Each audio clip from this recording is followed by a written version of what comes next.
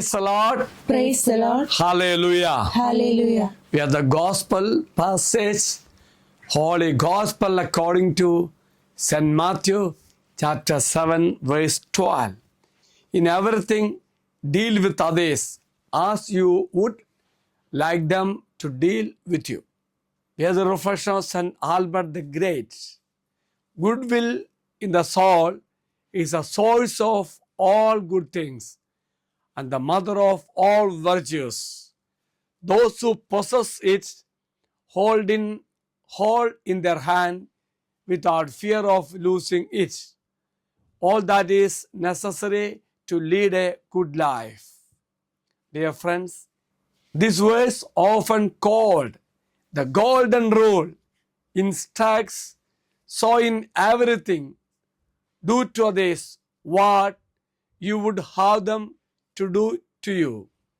For this is the law and the prophets, emphasizing treating others as you wish to be treated, which encapsulates the core of ethical living. The golden rule, Jesus presents a principle of reciprocity, a positive way of stating the negative. Do not do to others what you would not have them do to you.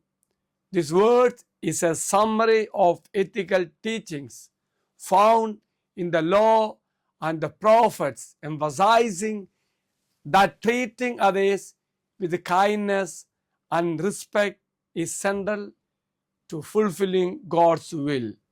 By treating others as we wish to be treated, we demonstrate love and compassion, mirroring God's character. Jesus is not just saying to refrain from doing harm, but to actively seek ways to act positively towards others, showing love proactively. So let us pray. Heavenly Father, grant me the true spirit of goodwill toward all.